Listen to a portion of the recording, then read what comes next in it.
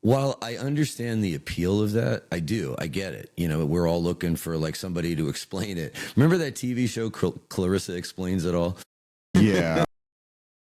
And I think that there's at least a part of that in the world.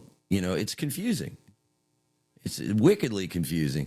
And if you can latch on to someone who can help you make sense of it, even if it doesn't really make sense to anyone else, if you're listening to someone, you find somebody on YouTube or whatever, and you're like, oh yeah, that's it. You know, it solves some of your problems for you. But, you know, I'm like, every time I find somebody that offers an explanation, if I search for 10 more minutes, I can find somebody else that says that guy's wrong or that girl's wrong. Right?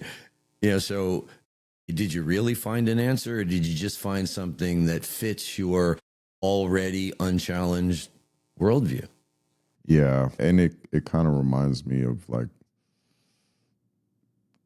propaganda, like how it's like this authority, this I know what I'm talking about kind of idea or personification that you put out there. People follow that because you sound authoritative, you know. Well, we all want to, at least I do. I know that when I'm confused about something, I'm looking for someone who knows. All right. I'm confused about maybe the economic picture. I mean, we've talked about like being crushed by capitalism. So maybe I'm trying to understand that. Well, I'm going to try to find somebody that sounds like they know what they're talking about. And then once I find somebody that sounds like they know what they're talking about, now I have to verify, do they really know what they're talking about? And that's the hard part, especially today with so many sources of information. Who do you trust? Right. And back to what you're saying a second ago, the fact that, you know, you could, whether it's a website, a book, or whatever type of media it is, you can find somebody else saying the opposite. Yeah, well, for example, right behind me, you can't see it, but there's a book by Steven Pinker called How the Mind Works. And one of, they were both, I think that Chomsky, Noam Chomsky was their dissertation advisor for both of these guys, Steven Pinker and Jerry Fodor. And Jerry Fodor wrote a book called The Mind Doesn't Work That Way, in direct response to Steven Pinker's book. So there you go. Here's how the mind works. Nah, it doesn't work that way. Who do you believe? Now, both of these men have PhDs. Both of them, you know, like I said, both of them had Chomsky as their dissertation advisor. So if you think that, you know, Chomsky had anything on the ball, then you say, okay, these two guys were obviously well educated, but yet they disagree with each other fundamentally on how our minds work.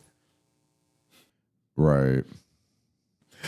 And you and I, with lacking that education, their journey, how are you or I supposed to really make sense of that?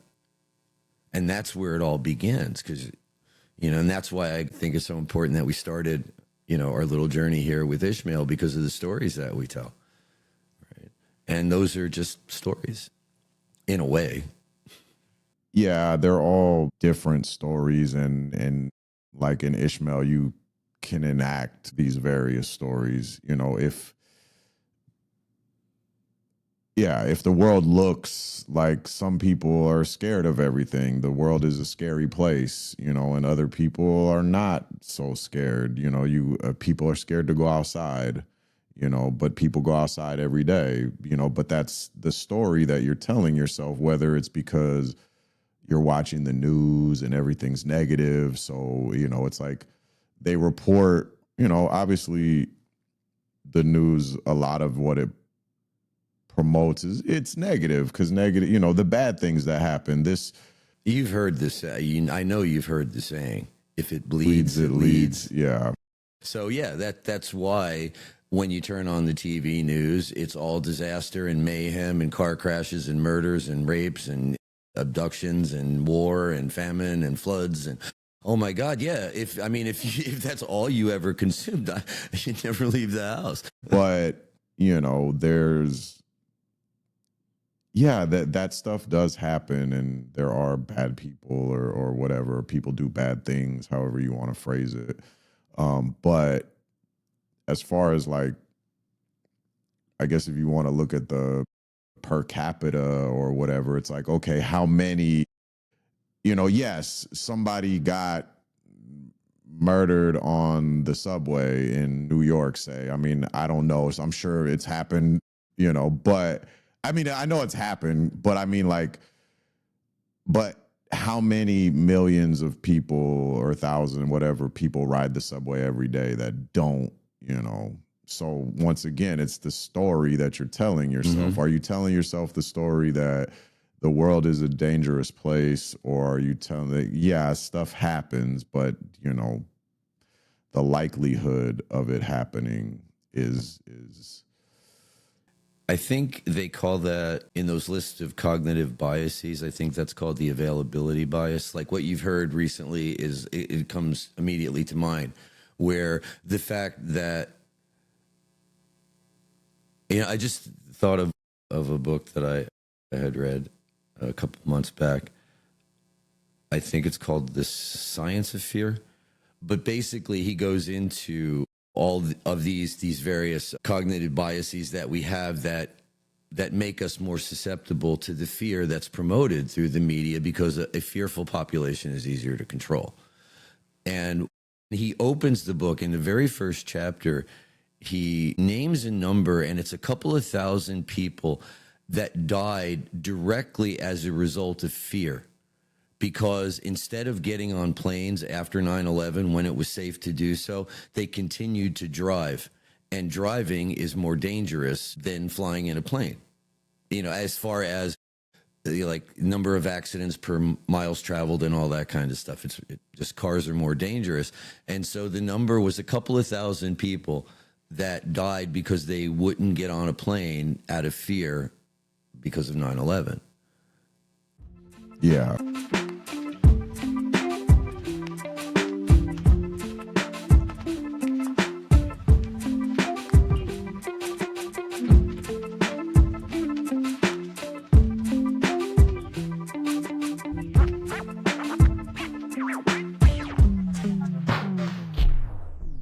My name is Doug, and welcome back to Occasionally Philosophical. I'm Mark, and welcome back for episode 16, I believe. 16.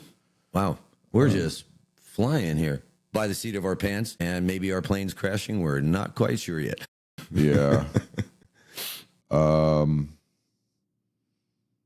Yeah, it even reminds me of just the fear thing. Like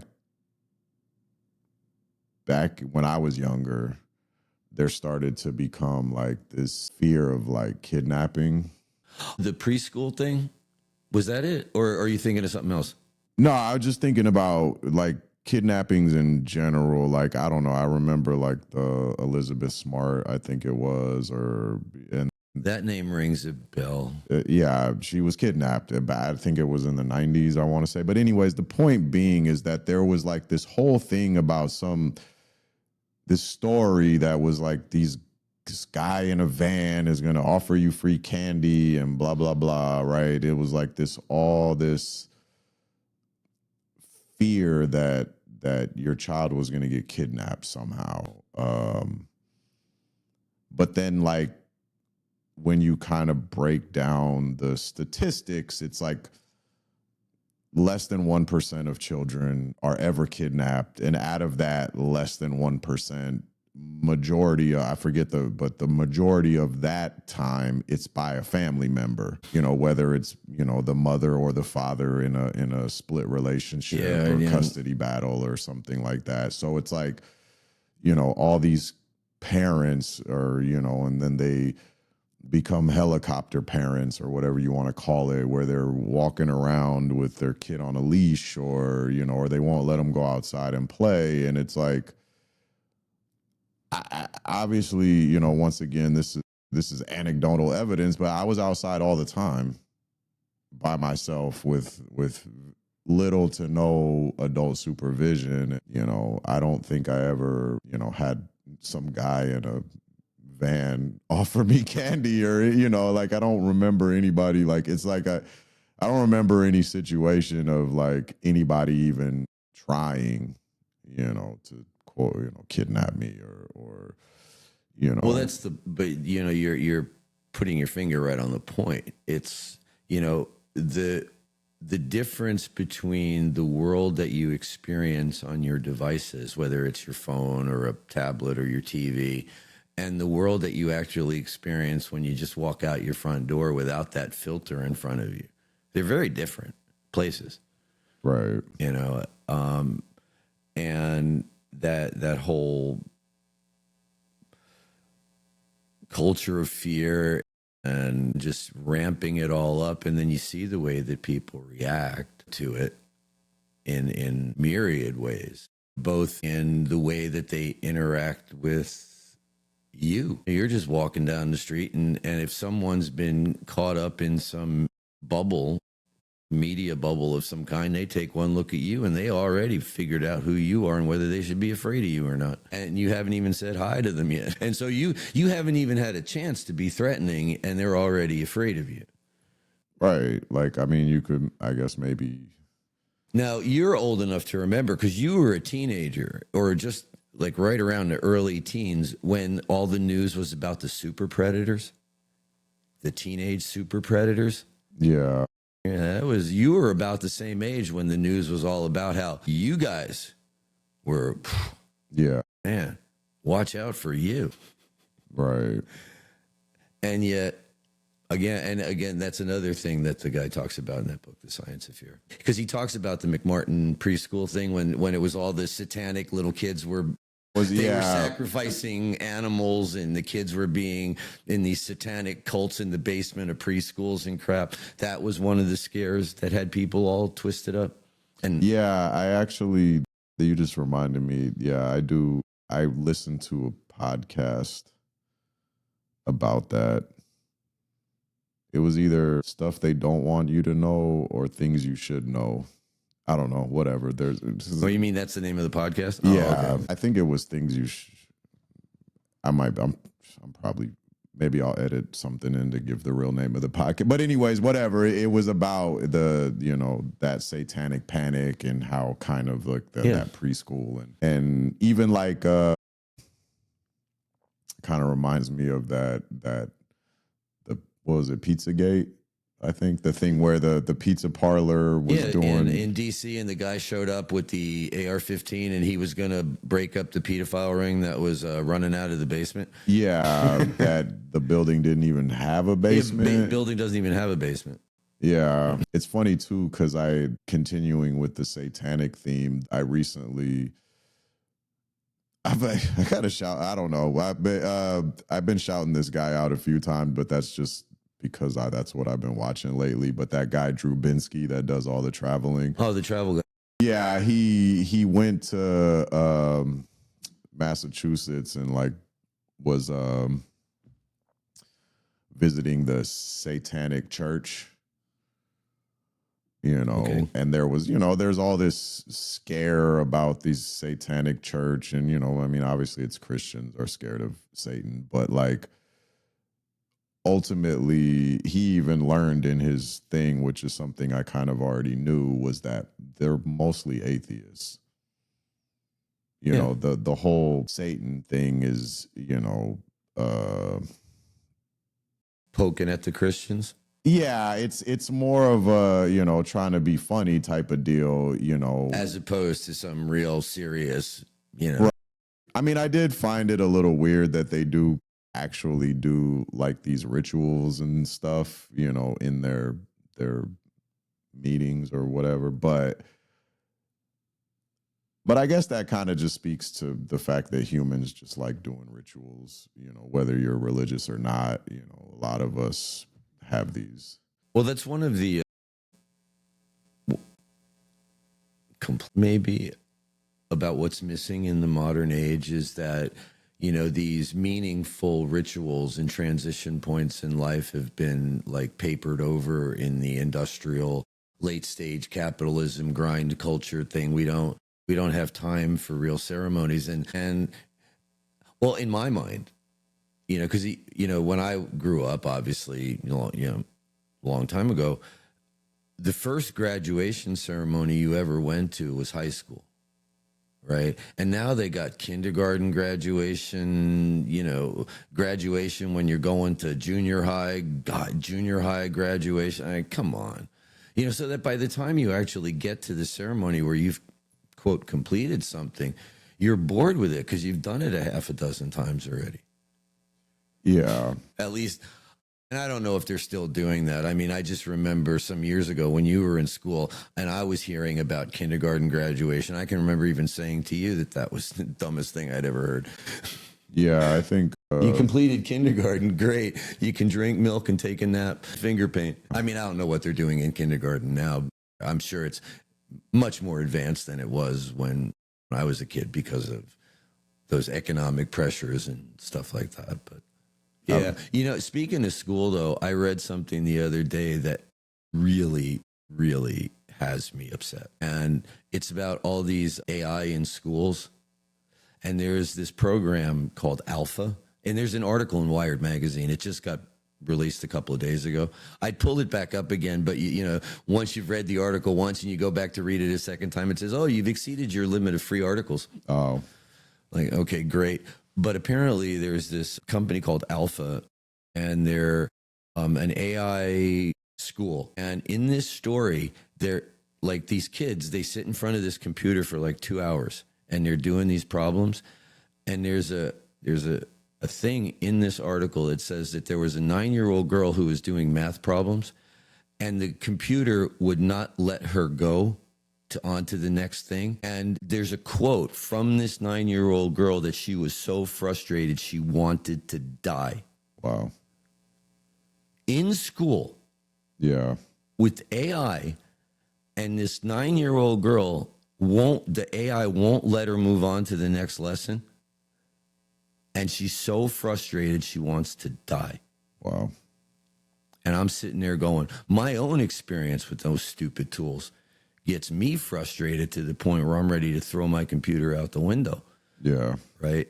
And then I read further in the article, and there's another girl who was 12 or 13 who had gotten so frustrated with these things that she had resorted to self-harm, pulling her own hair out and tearing her skin off. Wow.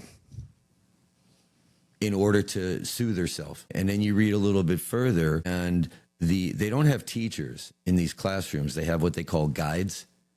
And these guides are getting paid 6-figure salaries, while actual teachers with degrees in education and that are eating ramen.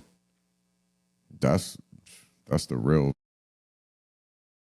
And then you look even further. I'm sorry, I cut you off. I know you hate that, but let me finish. And then I'll open up. You look at the staff of this company, and all of them are LinkedIn influencers, tech people, none of them with any background in education at all. And our Secretary of Education, Linda McMahon, also no background in education, thinks this is the greatest thing since sliced bread, torturing our kids, making 9-year-old kids wish they were dead. Yeah, I obviously we're putting way too much into AI, because it's like I've talked about multiple times in my own experience working with it or trying to work with it. It's something that, like, honestly, the more I use it, kind of the less I like it in a lot of ways, because like I'd mentioned I'd read a couple Noam Chomsky books recently, and I was just, kind of like asking AI questions, whatever, whatever, like asking it questions just to kind of like help maybe like clear it up, because it's kind of, some of the stuff is hard to wrap your head around, especially I've noticed like listening to it in the audio version versus like reading it. It's, because your mind wanders and stuff like that, it's like you'll miss chunks. So whatever, I'm asking AI to kind of like help me out. And at one point I'm reading, and they basically ChatGPT killed Noam Chomsky. What do you mean they killed him? They killed him. They said he was dead. No, he had a stroke. In this response that I got from ChatGPT, I forget exactly how it was worded, but it I mean, I'm sure I could pull it up but whatever. Yeah. I forget exactly how it was worded, but it basically said that he was dead. And I'm like, I read that and I said back to it, I'm like, Noam Chomsky's not dead. And they're like, oh yeah, you're right. He's not. He's actually whatever. Blood. Yeah, he had a stroke in 23. Yeah, but like it's stuff like that it's just like, Well, yeah. I think last week when we were talking about AI, I had mentioned the fact that I had caught it because I had mentioned I was doing something on my project and I had said, okay. And the answer that I had gotten from the AI, I think I was in the Anthropic model at the time, and it told me something. And I went, oh, you know what? That reminds me of this quote from this other book. But I didn't give the quote. I just, like paraphrased it. And the AI came back, oh, with this quote. And it put it in quotation marks and everything. And I was like, that's not in the book. You made that up. And then it was like, oh, yeah, you're right. Yeah. And so when it comes to education, especially, right? How am I supposed to learn something if I go to a tool? Let's just say that I'm reading Manufacturing Consent, first time in my life, never read it before. So I'm like, okay, and I'm having a little bit of trouble understanding it. So I go, oh, you know what? AI will help me understand it. So I start asking questions about it, and it starts making stuff up. Hallucinating is the word they use for it. And since I don't know the material, I have no way of verifying whether what it's telling me is true or not. Right. And then we say, oh, this is a great tool for education. Right. It's hard enough being an adult, having a head full of stuff and going, wait a minute, that's wrong. Well, you don't know anything.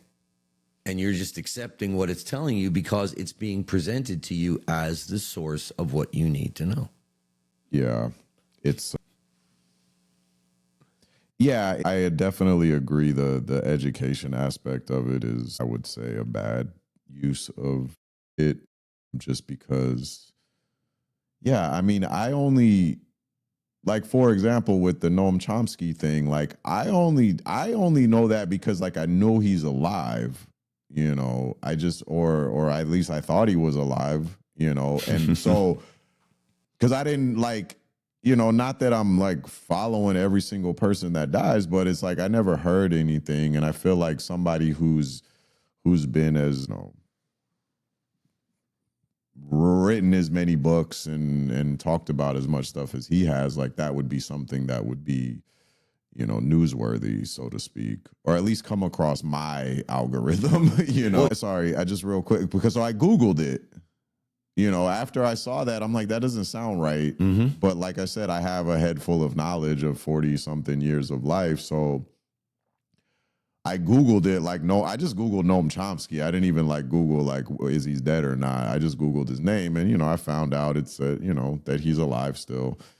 He's 96 or something like that. So he's probably, not to sound morbid, but will die soon, But he's still alive, and it's like, so anyways, using that for education just seems, scary to me. And I also, one of the other things that's got me considering stop using it is just, although it seems difficult in the sense that it's integrated into so much stuff now, was I've been hearing lately about the environmental impacts of it, about how these data server farms or whatever it is. It's like, I'd like to look more into it, because it's just something that somebody was that I heard recently, that like basically for every AI answer or chat or a question, I should say, that you ask, it's like using 2 bottles of water.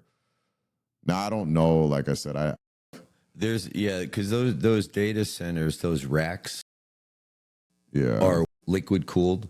Right. They have to be because, it's so hot and all that. And so you've got water usage, but the power, I mean, some of these data centers are going to be so large that in order to power them, they have approvals for their own nuclear reactors. Wow. Now, Yeah. again, in my collecting of data on AI and all the various things that are happening, the environmental impacts is part of it. And you've got, I think, what do they call that? It's the open AI. They call it Stargate, I think. Anyway, it's one of these like collection of these massive data centers. And one article I saw said that it was going to draw as much power. This data center was going to draw as much power as both New York City and San Diego combined on like a hot summer's day. That's how much power one data center is going to be sucking up. Wow. Right. And that is a mind-bogglingly large amount, of power. And you know how fragile the grid is already. How many times do the lights go out in your place? When it's windy or whatever. So one of the other things is that as these data centers draw all this power, you and I end up paying more. Like our electric bill. Our electric bill goes up because of what these data centers are doing. So, then you have not only the environmental, but then you have the downstream economic costs on the people that can least afford to bear it. Yeah. Right? You may not be using AI at all or much, and yet to keep the lights on and microwave your popcorn, you're paying more for electricity anyway. Yeah. So there's a lot of factors. And in fact, when I actually, in my investigations into AI, they've gotten so complicated that I actually have two tracks now. Because one is what I call external pressure, which is all the billions of dollars that are being poured into it. And, like if you invest $1,000 in your friend's company, you hope that he does well and that you make a little money. But when you're an institutional investor and you just poured $10 billion, you don't hope for a return on your investment. You expect one. Right. And it's that difference. It's like, okay, yeah, we just poured $100 billion or $10 billion into you. I need to see a return on that. Now, obviously, there's a lot of talk about an AI bubble right now. You were alive for the .com. All you had to do was put .com after a word and suddenly people were throwing money at you. You remember pets.com and shopping.com and blah.com, right? Well, a lot of, when you're scrolling through just the normal news feed, like just looking for stuff, you see it a lot. It's blah, blah, blah, .ai, blah, blah, .ai. But underneath all of that, they're saying, well, yeah, some people are going to lose some money because there is a lot of speculation right now. But in a way, don't worry too much, because even if the data centers sit unused for a while, they will eventually, there may be a downturn and then eventually go back up again. So it's not wasted money, but there's a lot of people are going to get burned with the amount of money that's being poured into this stuff. At least that's my partially educated layperson's take on the lay of the land right now. I'm still digging into it. But the good news is that project I was talking about last week, I finally have it working now. But I swear I feel like my forehead should be like flat for the number of times I crashed into a wall trying to make it work. Yeah. But that's part of the problem with the large language models as they're currently configured, because they're not really knowledge bases. I mean, they've scraped the web, they have their training data, they have all that stuff. And, depending on how old the training data is and all of that kind of stuff, you can get some guidance. But like for what I was trying to do, which was specific technical, like how do I connect these two things? It's guessing. It goes out, it does its thing, and then it says, well, here, try this. Oh, that didn't work? Well, here, try this. And I eventually figured out what it was doing, how the AI was working, and that. But it's exhausting, when you're trying to do something like that, and yet I find, and you said it a couple of times in our conversations, and even in the people that like at Starbucks and that I talk to, when I ask them about their use of AI, most of them use it for the same kind of thing that you use it for. Like yesterday, I was talking to this one guy, and I asked him about it, and he told me that he went to ChatGPT and he said, "Hey, I'm having a Halloween party. I need some ideas for like some games," and it came up with a list of fun games that he could do, at his Halloween party. And you said that you use it for like, well, hey, I'm laying out this podcast with my dad. Can I have some ideas? And it lays out some stuff for you that you can follow and use.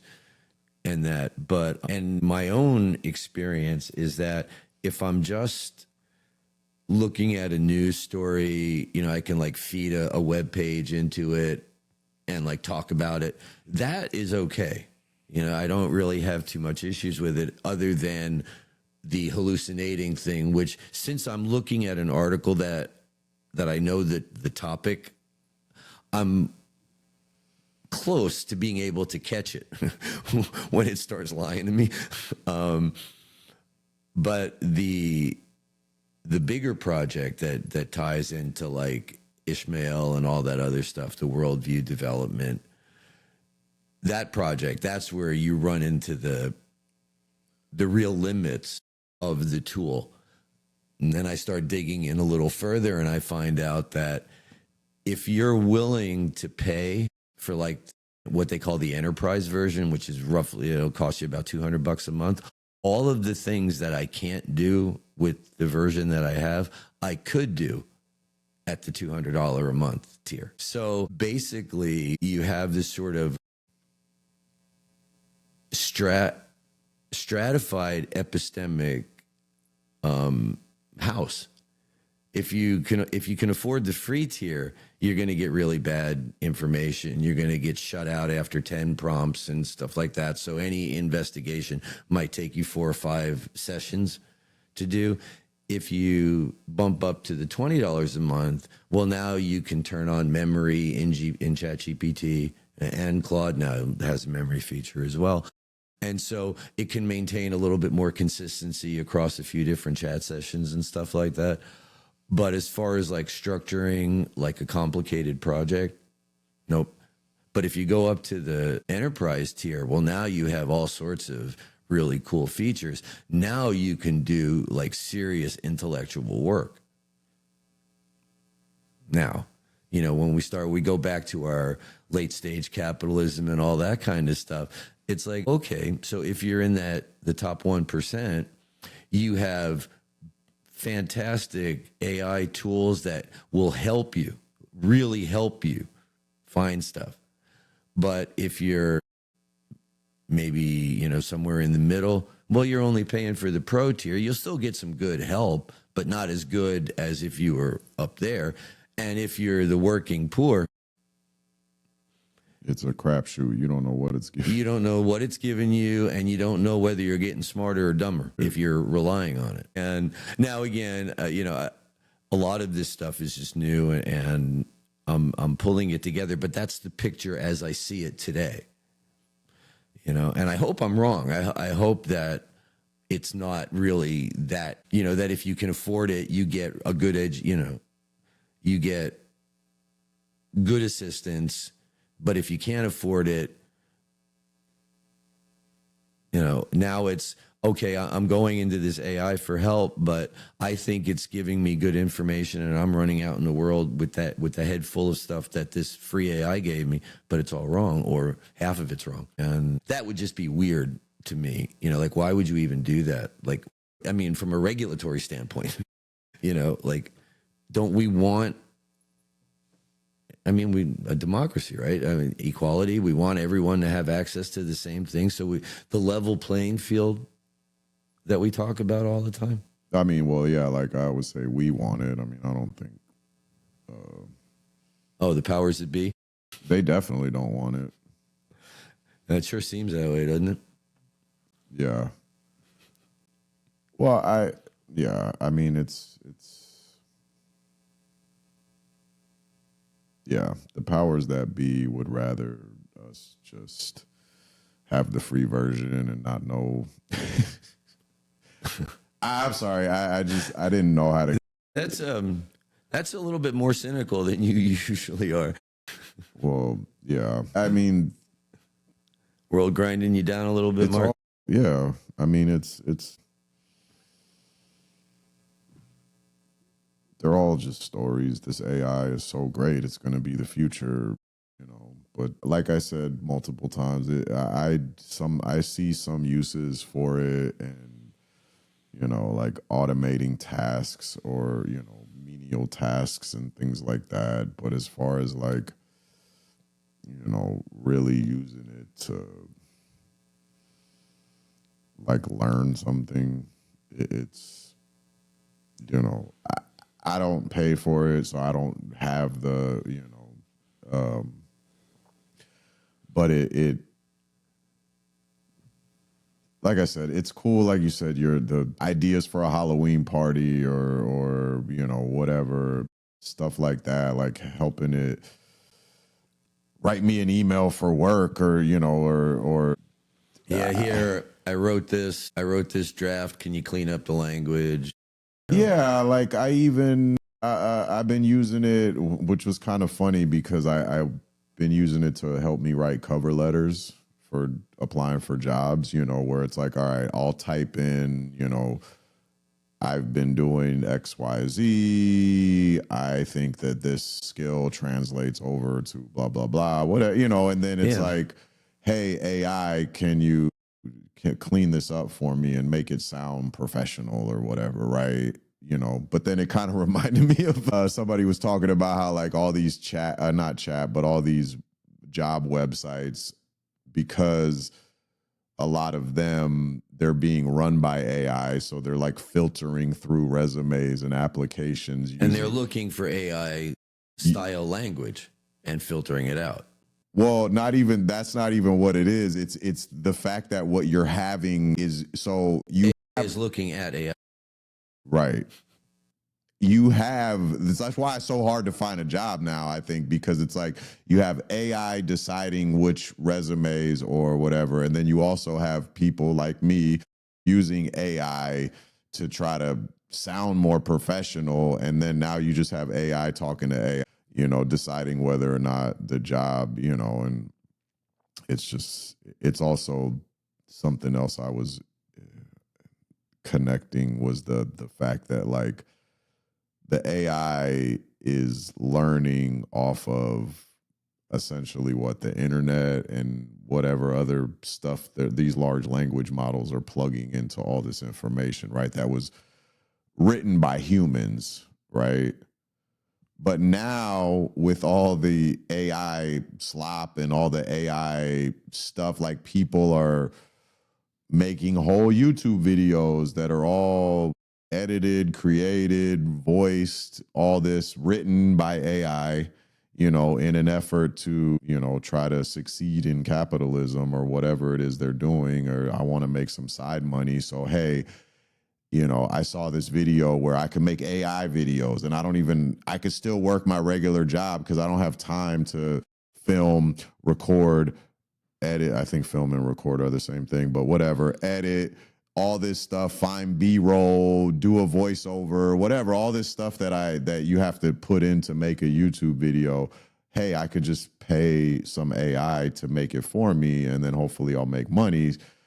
Well, so you have that whole pressures, these external pressures from capitalism to make money are kind of feeding into this AI machine for regular people, the proletariat or whatever, right? So they're making AI slop to put out there in an effort to make money. But now is the AI going to start learning off the AI? Okay, now Because now you have this other information that's out there that was created by AI. And is the AI, are these large language models pulling from that information as well?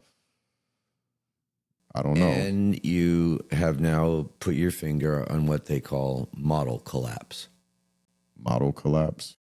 This is what happens when the LLM is now feeding on output it's generated, right? So now the veracity of the data becomes less and less solid. And so this is one of the things that the architects and the engineers are looking at, like in other words, when they send their tools, the web scrapers out there to collect all this data, they have to somehow or another make those web scrapers intelligent enough to avoid AI generated content. And that's an issue right now. And there are white papers being written on it. And again, you start out of all the various aspects of AI, all the things that are in play, like where do you focus your energy on? Like, cause there's the AI in education, there's, there's these things, but then there's the actual trustworthiness, because a lot of the public relations side of it is in building trust in these models so that more people will use them, so that the amount of money that's being invested, right? Because you're on the free tier. Well, you're not going to pay $17 or $20 a month if you don't trust it, right? So there's the public relations arm, which is trying to build trust. But in the meantime, you've got the engineers and the architects of these systems that are looking at it and saying, yeah, the trustworthiness is going down because of the amount of AI generated slop that's out there. Right. And then you as a user, or me as a user, or anybody, are we even aware of the fact that there are these concerns about what they call model collapse? Right? If that's not showing up on your news feed, if it's not entering your little epistemic bubble, you don't even know. So you happily just use and wait. Right? And it's all these kinds of things that now that I finally have my tools working the way that I want them to, now I can dig a little bit more into some of the, because I grabbed a couple of actual white papers. These are the academic with citations and all that stuff on model collapse that I just put in a folder on my hard drive. And I said, okay, when I have some time now, I'm going to open those papers and read them and see if I can really understand what the heck's going on and how concerned I should be if I'm going to use these tools. Or should I be really worried or only a little worried? What strategies can I use knowing that that's a possibility? What strategies can I use to make sure that if I use the tool, that I'm not being led down a garden path and all that? But yeah, it's complicated. I didn't think I was going to have to be like studying so much in my retirement. I thought I would be able to kind of relax and just play guitar and hang out with my cats wherever they are. Yeah. Yeah, I don't know. Well, I mean, speaking of studying so much, I feel like, I don't know, learning is just something you do. Yeah, I guess, I've always been that way. It reminds me in my training for one of my jobs, or my current job, when I was first getting into sales, they had this training where the guy basically was saying, training is not something you did, it's something you do. And he kind of used the analogy of like, athletes, like professional athletes, LeBron James, whatever. Yes, all these NBA players, Michael Jordan, Kobe Bryant, whatever, name whatever favorite, they all worked really hard and made it, to the NBA because of the hard work that they put in and partly just physical attributes. I mean, you could work really hard and be 4'11", Hey, come on, Muggsy Bogues. And he's the anomaly. Like, there's never been, other than Muggsy Bogues and even Spud Webb, but Spud Webb was a little taller than him, but anyways, that I'm going off. But the point is that they still practice, right? They still train, right? Especially Kobe, if you want to talk about, the stories that he tells and have been told about him. But so I guess my point being is that I translate that over to learning, you know, just in general. Like you know, reading books, although it does seem like reading books was something that people did in school, but I don't think it is. You know, I still read. Well, you know, when you get into the education space on the internet, you'll find a lot of people, like, people aren't reading anymore, and it's difficult because of the, you know, our fractured attention. And that one of the books in this stack over here that I don't have a bookshelf for is The Shallows by Nicholas Carr. And here's a guy whose life is reading and writing and stuff like that. And he's complaining in that book that his ability to sit down and read an entire book is fragmented because of just, you know, the media ecosystem that he lives and operates in. So it takes a lot more effort to sit down and read a whole book. Yeah, it's actually starting to become of like something that kind of that, because I have the same problem. You know, I'm subject to the phone and all this stuff. So it's like when I do sit down to read, or even audiobooks, you know, how I've been consuming a lot of my reading lately, it's like even just listening to the, like, now certain times, like, okay, I'm driving in the car, right? It's easier to kind of just focus. Although, you know, I mean, stuff's happening, or I'm doing the dishes, but sometimes, like, I'm just sitting, right, listening to a book, and then it's like just almost instinctively I'll pull my phone out and start looking at something, anything, whatever. It could be Reddit, TikTok, you know, or just Googling something, or even something that maybe the person said, like the book, something in the book spark something. So, and then it's a point being is that I end up finding myself like I'm reading something online and the book is still playing, right? My attention got fractured, right? Or I'll be listening, you know, for like 10 minutes and then I'll pull my phone out and scroll on TikTok.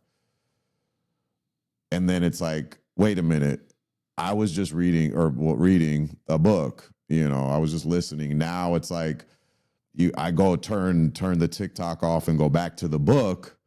But now it's like it's in the middle of a sentence, and now I'm like rewinding it because I realized that, okay, well, now I kind of forgot. Yeah, what was the last thing I actually heard? Yeah, you know, so it that fractured attention. I you know, picked up a physical book the other night, and you know, I'm reading the book and I'm like, you know, 2 pages, and then I'm like, something just popped into my head and I pulled my phone out and I started Googling something, and it's like, stop, just sit and read. And sometimes, you know, I believe we mentioned it on a previous episode, just the constant consuming information and not sitting with it. Mm-hmm. Now, reading, obviously, you're consuming information while you're reading, but it's like even just focusing on one sort of information to consume. Well, yeah, like I told you, I mentioned that my even when I read books, it's much like me and having an internet browser open, because whenever I have a browser open, I'll be reading an article and then there'll be the hyperlink in the article. So I'll right click on the hyperlink, open a new tab. And then by the time I get to the article, I got 7 or 8 tabs open now. And each one of those has hyperlinks to other articles. And depending on how interesting the source article was, I may end up with like 12 tabs open of all these different things. And then I'll just leave the tabs open and go away and go do something else. But even around here, I'm rereading The Arrogant Ape. I'm going through that. I've got The Shallows that I'm halfway through. The Blind Spot I'm reading. The World Beyond Your Head, the Matthew Crawford book that I mentioned, I got that one going. Upstairs, I have a couple of other ones. Anti-intellectualism in American Life, because of certain things that are happening in the world right now. That's a book that I read like 30 years ago that I'm reading again, mainly because I want to make sure I have the thread of that as it travels through our Ishmael mother culture propaganda story. Yeah. So, but all that stuff is going on. And so if I'm in the kitchen, I can grab a book. If I'm in here, I can grab a book. If I'm upstairs in my office, I can grab a book. And then I'm like, hey, yeah, what the hell was I thinking about? And you alluded to it, is that sometimes when you put the book down, the best thing to do is to not turn the TV on, not grab your phone, just sit there and think about what you just listened to or read. Even for only 5 minutes before you drive yourself to distraction on something else. Give it a chance to settle. Yeah. And I yeah, it's a big problem in general,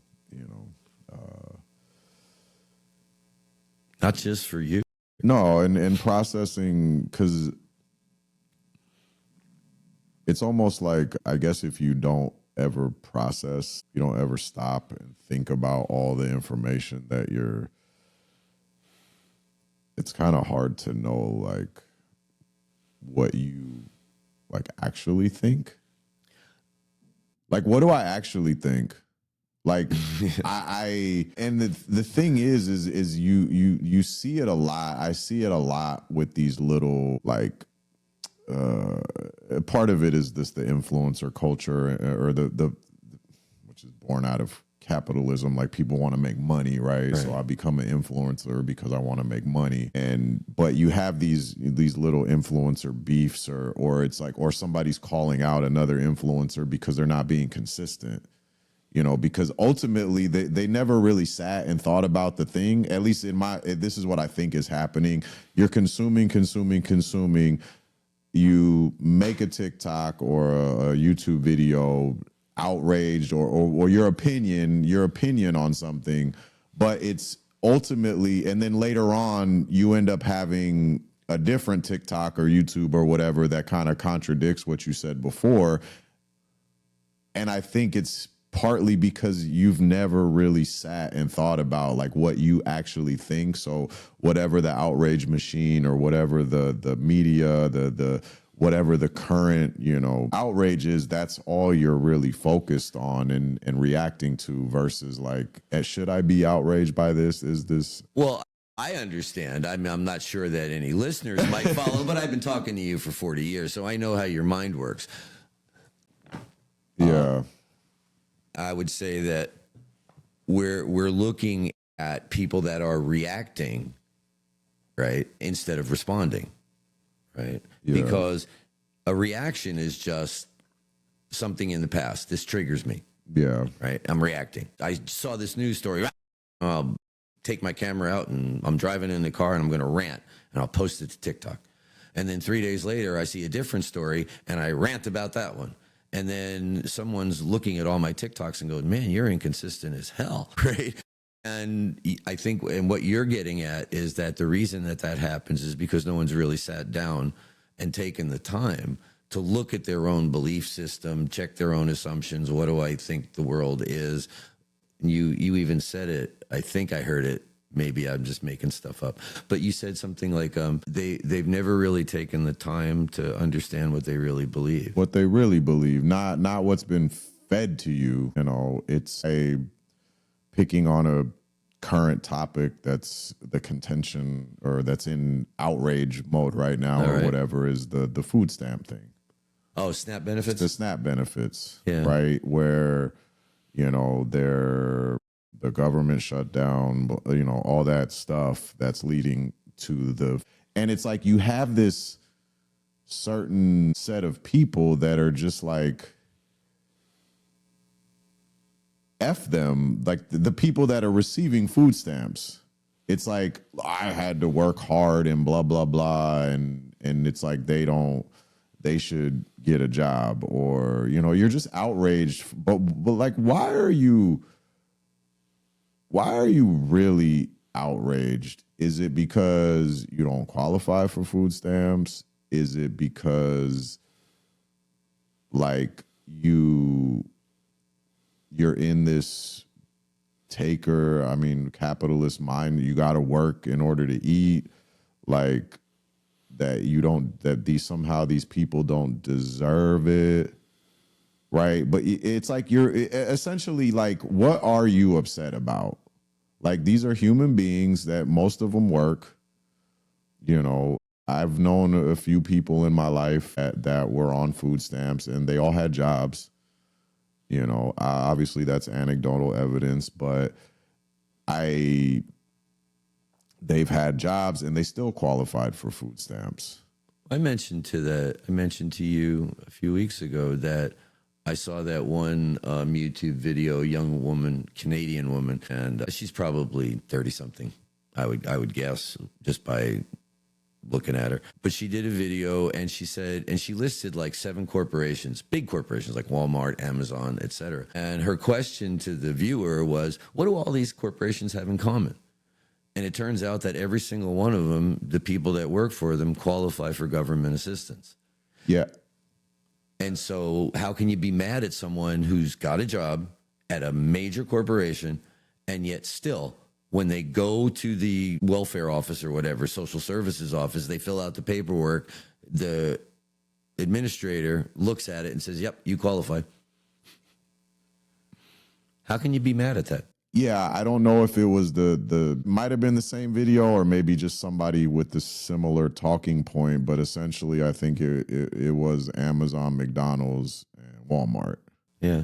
And there were like 4 others that this young woman talked about. Right. And so like it's just weird to me, and a lot of it is just my own worldview. It's weird to me that you're upset at the person that's getting $85 or $185 or whatever per month, because that's another thing. The people that I've known in the past that were on food stamps, it's not like this huge. Now, granted, none of these people had like, I understand that like the more kids you have and, but most of the people that I've known had 1 kid, maybe 2 kids. I mean, a couple don't have any kids. Like the people that have no kids, it's like, yeah, they get like $75 a month or whatever, it's $85 a month. You have 1 kid, you get a little more. You get 200 or whatever it is, so I guess my point is that I'm trying to get to in a roundabout way is that $200, let's just say, or let's call it 300, they're working 40 hours a week, right? If Walmart or McDonald's or whichever, Amazon just paid them $5 more an hour, $10 more an hour, which is, and I did it a long time ago. I could probably, if I really wanted to do the math again, you take the profits of, say, Walmart, right? Take the profit, and profit is after expenses, right? So that's after they paid their workers and all that stuff. Yeah. They can afford to pay people $5 more an hour, $10 more, probably even more, so that they don't have to be on food stamps. But instead of being outraged by the billionaires and billionaires, instead of being outraged that they're not paying their people, you're outraged at the person who's working and just doesn't have enough.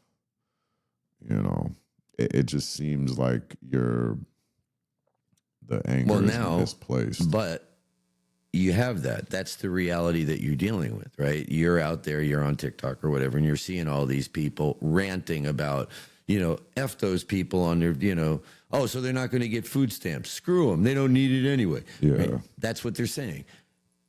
What media environment, what epistemic bubble do they live in that allows them to think that? And this is the deeper question that we get to. Yeah, you can rant about those people and say, what is their problem? But it's like, what universe do they live in that allows them to just say that stuff? And then you're like looking at them going, like you said, you've got a company that can post $10 billion in annual profit or something like that, and their employees are on food stamps. And you're like, $10 billion in profit. You couldn't give $2 an hour more to your employees for that, give them another $300 a month, and then that $250 that they're getting from SNAP just goes away. They don't need it anymore. Right. And you would still have billions of dollars left. Mm-hmm. But the people don't get angry at that. They get angry at the person who's going, yeah, I don't want to eat ramen. I'd like to have some hamburgers at least once a month. Yeah. I mean, that's another thing too. It's like there's this outrage. But like, actually, before I say that, I wanted to kind of connect it back to AI. Oh, all right. Because there's people making AI, because the AI videos have gotten pretty good. I mean, you could still, if you're vigilant, and but it's getting harder and harder. Harder and harder to tell. And there basically have been a bunch of AI generated videos that say there's two sets. That some TikToker, maybe if I look it up, I'll shout him out. But he basically broke it down that there's, or actually, I think it was a woman. But anyways, broke it down where there's these AI generated videos of black women with multiple kids saying, my God, they cutting the food stamps. I need, and it's very stereotypical, like welfare queen. The welfare queen nonsense. Like, all right, so and it's like one of them was like, oh my God, I can't believe I got 7 kids by 7 different dads, and who's gonna pay? The government's responsibility to pay for my food and blah blah blah. So there's so it's racist, AI generated racist slop. Okay, right. So there's those videos, and then the uninformed or unintelligent or whatever you want to call them see that, and they think that it's a real person, or it just confirms their biases, their racistness already. And so now they're like, oh yeah, F them. They just think that the government. And then there's another set of videos where it's white women, or actually, I think at least one of them was a man. And it's white people kind of saying, oh my God, my food stamps is getting cut. I guess I got to go be a patriot and get a job now. So, all right. So both of them are racist AI slop. Right. But they're both, because the black person is the government's supposed to pay, whereas the white person... It's reinforcing the racist stereotypes. Both of them are. Right. Okay. Yeah. So that's part of, I think, where that outrage is coming from with the SNAP getting cut, because some people are seeing this fake AI stuff, and it's reinforcing what they've already believed since, Ronald Reagan started the welfare queen thing. Yeah, but now because now you're adding just another layer to it. You're adding the AI layer to the epistemic bubble that they live in with real human beings that have those very same opinions. Right. The Nick Fuentes of the world and stuff like that. Right. So, you have the actual human beings that have those attitudes. And then on top of that, you layer these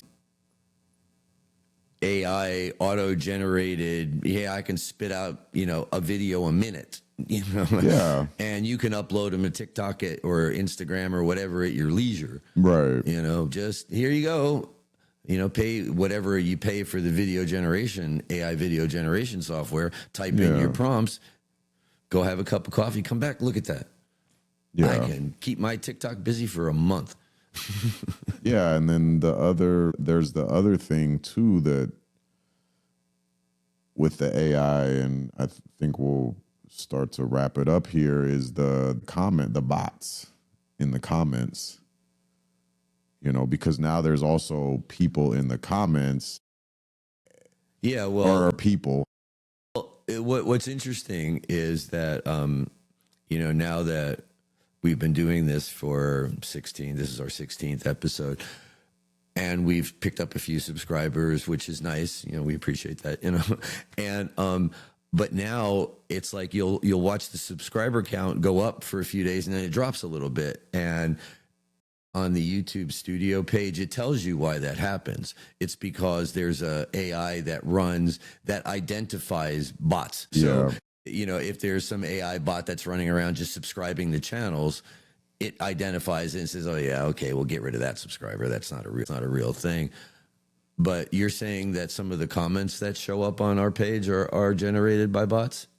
I don't know about our page specifically, but there are bots. I'm just saying in comment sections of various social medias, and a lot of time, like on TikTok, a lot of times you can kind of tell because, you know, most social medias, you have a username, right? But then there'll be like a really generic stereotype type of comment that is from user 2758674. Oh, that's a bot.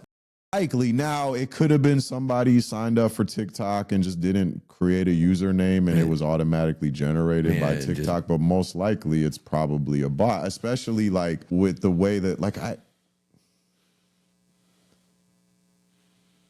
hold up. Actually, it's over there. I wanted to pull up the screenshot, but I'm recording with my phone, so I can't. But it basically, I saw this comment that said something along the lines of that Black people need to stop being so racist and stop blaming everything on white people. And I'm like, this has to be a bot. Like, I mean, people really do think that, but like, dude, have you never opened a book? Or just like, not even a book, just whatever. Anyways, racism exists. White supremacy is real. And we're out of time. Thanks for joining us again for episode 16. Keep subscribing for the people who are subscribing. We do have, I think, 130 or something along those lines. When I looked at YouTube Studio yesterday, it said we had 129. Yeah, so keep commenting, good, bad, indifferent, you know. Yeah, I haven't gotten around to any comments for the last week. So if you posted something and you haven't gotten a reply, stay tuned. It's coming soon.